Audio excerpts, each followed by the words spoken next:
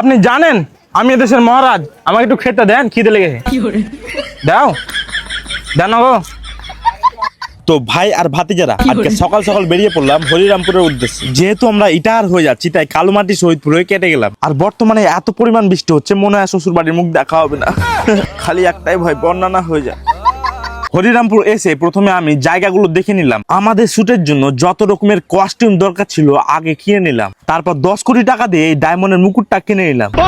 এরপর ইন্দোনেশিয়া থেকে আগত আমার সেনাপতিদের কস্টিউম পরিয়ে দিলাম। ভাবছিলাম আমার এই রাজার ড্রেসগুলো পরে আমাকে বাহুবলী লাগবে, কিন্তু আমাকে দেখে ভাঙড়িওয়ালা লাগছিল।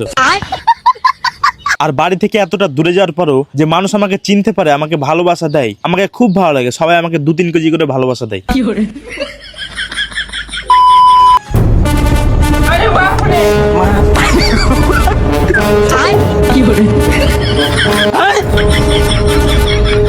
मतलब वो अलग ही लेवल का बंदा था।